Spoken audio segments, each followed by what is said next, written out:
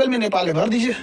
देश में राजनीति और धर्म ज्यादा हावी। इस्लामी लोग थे, पाकिस्तान में खूब गिर आए, तो पानी पी के चाइना को लेके नहीं गिर आए हम लोग। माइंडसेट। आज का पॉडकास्ट में देखिए कि खान सर अगल बगल की छोटे छोटे देश जैसे बांग्लादेश, भूटान, पाकिस्तान को अपने प्रोडक्ट बेच करके भारत को कैसे नंबर 1 पे यहाँ की अर्थव्यवस्था को ला सकते हैं। वीडियो को अंत तक देखिए और चैनल को सब्सक्राइब जरूर करें।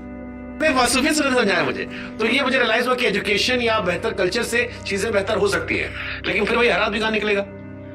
देखिए, चाइना जो है ना, स्किल पे बहुत आगे वर्क करने के। आपको यहाँ पे ऐसा दुनिया कोई घर है जहाँ चाइनीज सामान नहीं है? नहीं, हो ही नहीं सकता वहाँ पे। अब चाइना का हर चीज है, तो वहां तक सोच रहा है चाइना। तो प्रोडक्शन चीजों करिए जो जहाँ जो चीजें हैं। अब आप एक सिंपल सा चीज बताते हैं, चाइना वाले जो है सब बहुत सारी चीज का मतलब डंप, जैसे चाइना ने इस पे टेरिफ लगाया, अमेरिका ने चाइना पे टेरिफ लगाया, उसको कोई टेंशन नहीं, वो अफ्रीका में ले जाकर पलट देगा यहाँ पे। लेकिन एक छोटा बिजनेसमैन कहता है कि हमारे पास मार्केट कहाँ है। आपके इस्लामी लोग थे, पाकिस्तान में खूब गिर आए, तो पानी पी के चाइना को लेके नहीं गिर आए हम लोग। माइंडसेट बगल में नेपाल है, भर दीजिए। बगल में तो नेपाल है, यहाँ पे भर सकते हैं, भूटान है, बांग्लादेश है, नहीं भर पा रहे हैं हम लोग। ये एक बड़ी समस्या है। हमारा सबसे लड़ाई भी चल रहा है आजकल। तो खैर ये तो एक इंटरनेशनल इशू हो जाता है, लेकिन एक बिजनेस व्यापार के लिए तो जरूरी है। अच्छा, बॉयकॉट पाकिस्तान हो जाता है, लेकिन पाकिस्तान को चाइना हथियार देता है।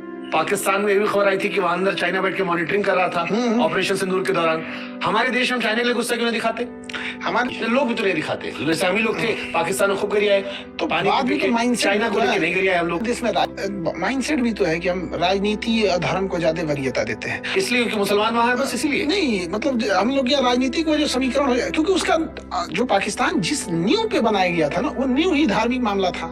यही तो गड़बड़ गया था। अगर हमसे कोई विवाद रहता तो जाता, अगर कोई हम उसका ख्याल नहीं रखते तो हमको समझ में आता हमने कुछ नहीं किया उसका।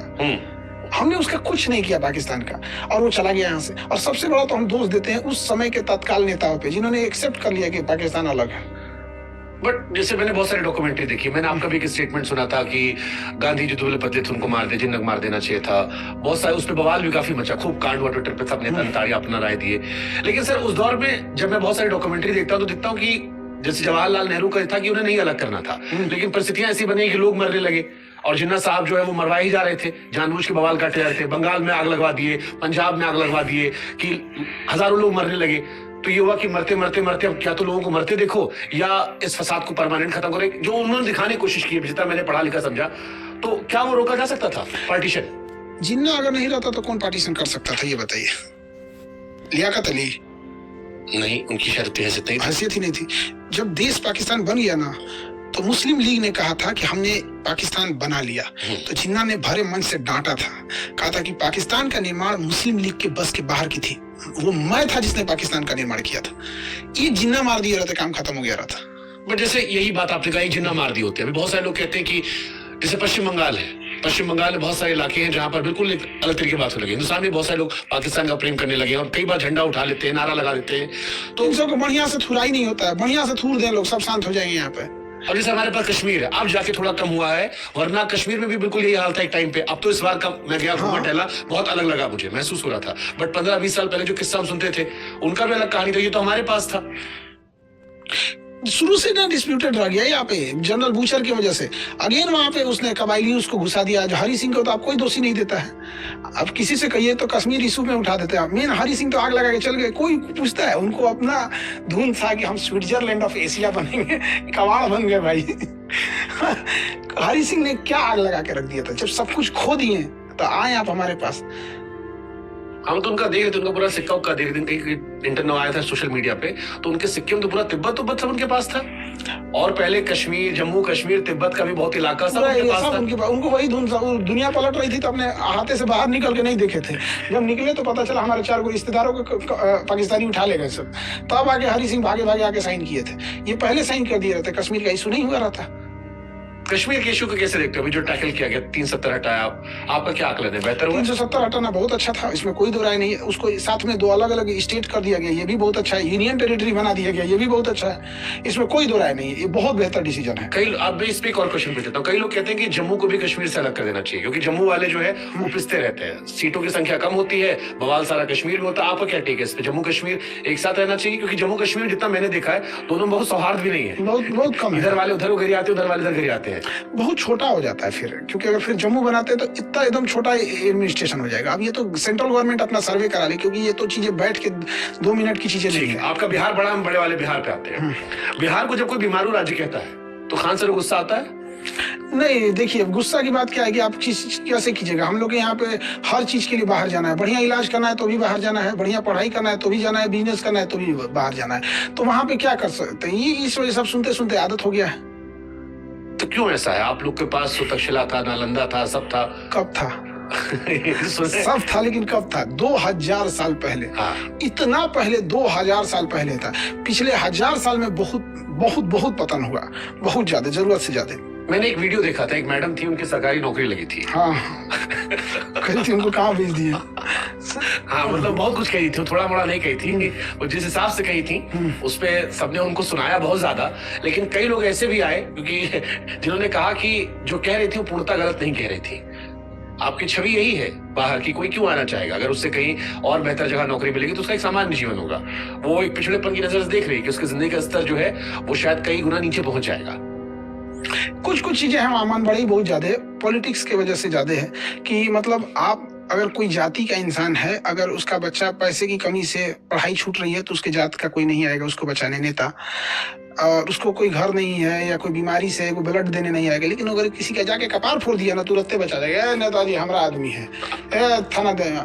ये बहुत खराब लगता है। वहां ना बड़ा क्राइम नहीं है, मतलब बहुत बड़े टाइप का नहीं, लिचड़ई टाइप का है। अच्छा विधायक? हाँ, लिचड़ई टाइप का। किसी चाट वाले से चाट खा लिया, कहा 30 रुपया हुआ, हमरा से पैसा मांगेगा, हमरा से तड़तड़ा दिया उसको यहाँ पे। अब वो बेचारा देख रहा है, हम क्या कर पाएंगे, हम तो ना लड़ पाएंगे ना कुछ यहाँ पे। तो वहां पर जो क्राइम कंट्रोल करने के लिए योगी आदित्यनाथ टाइप का इनकाउंटर की जरूरत नहीं है।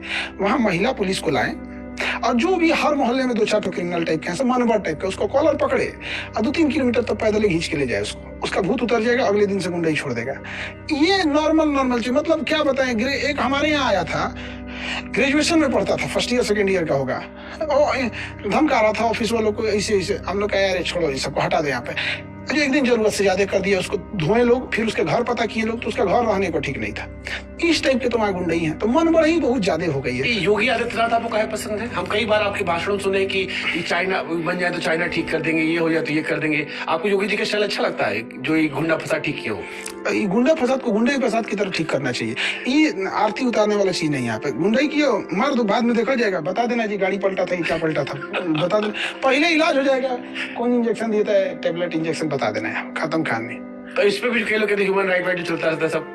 कहियो ह्यूमन राइट वालों को ना ही जिस दिन पकड़े जाके वो भी कहेंगे बाबा बचा लो। इस सब मामले में बाबा एकदम सही है, नो डाउट। यहाँ एकदम अपराध ही मुक्त होना चाहिए, कोई भी जगह अपराध किसी धर्म का हो। बिहार की 5 बड़ी समस्याएं क्या है आपके साथ? एक तो बाढ़ आए कौन सा कंट्रोल नहीं हुआ, सबको आए बाढ़ कंट्रोल नहीं हुआ। बताओ, असम और बिहार में हर साल बाढ़ लाया जाता है बाढ़। देखिए ऐसे बता के पैसा कमाने के लिए, उसको पता 1000 करोड़ का बजट निकालेंगे, 100-200 करोड़ बांटेंगे, 800 करोड़ का हो गया, केक कटेगा, सब में बटेगा। अगर हम बता रहे हैं ना कि वहाँ के लोग भी वही हैं। आप अपने यहाँ, हम लोग कहते हैं कि वो सीमांचल जो बाढ़ वाला एरिया है, कि वहाँ किसी नेता को घुसने ही मत दो, जब तक बाढ़ है तुमको घुसने नहीं देंगे। यहाँ पे घुसने ही मत दे, पूरा बाइकआउट कर देना चाहिए यहाँ पे। दूसरा, वहाँ पे एक बड़ी समस्या है, लोगों के पास पूंजी नहीं है, पैसे का अभाव है। पैसे का जब अभाव रहेगा तो आप बिजनेस नहीं कर पाएंगे। इतना पैसे का अभाव है कि 10,000-12,000 के लिए मुंबई दिल्ली जाते हैं। हाँ, 10,000 में तो खुश रहते हैं, 12,000 में तो एक पैसा बहुत अभाव है, तो क्या कर पाएंगे? अब जब पैसा नहीं रहेगा तो उस हिसाब से एजुकेशन नहीं मिलेगा, एजुकेशन नहीं मिलेगा तो आपके अंदर कॉन्फिडेंस नहीं आएगा, कॉन्फिडेंस नहीं आएगा तो कोई हो, जैसे मैडम आई थी, कई दिन लोग बात करने नहीं बुझाता है। भाई अमीर बहुत गरीबी देखा है इंसान, उसने इतना ज्यादा गरीबी देख लिया कि एयरपोर्ट पे जाने के बाद, साफ सफाई देखने के बाद उनको अजीब लगने लगेगा। तो कह रही गंवार नहीं भाई, गरीब आदमी है, तुम भी पहली बार एयरपोर्ट पे आए हो तो ऐसे ही हुआ होगा, आते जाते तुम्हें कॉन्फिडेंस हो गया कि ये बोर्डिंग गेट है और यहाँ लगेज ड्रॉप करना होता है। वो इंसान उस हिसाब से जी रहा है। तो पूंजी वगैरह भी बहुत कमी है। क्राइम जो है वो बहुत भयानक लेवल पे है। और दूसरा क्या है ना कि सजा कितना दुश्मनी लेंगे ना, लोग भूलते बढ़ जाते हैं। मतलब एक तमाचा मारना रहेगा तो 25 गो आएगा, सब धुआं धुआं कर देंगे, कौन है यहाँ पे, एक दो तमाचा मार के चल जाएगा, अब फिर ही जाएगा तो उसको मारेगा। भाई इतना हल्ला क्या कर रहा अरे है? आप क्या तो अस्पताल को दिखाने हो, कूट देते आजकल बड़ा खबर वायरल हो रहा है। अस्पताल मतलब अस्पताल जो पीएमसीएच कहाँ बड़ा रोज हर दिन तो हर चौथे दिन खबर पढ़ते रहते हैं हम।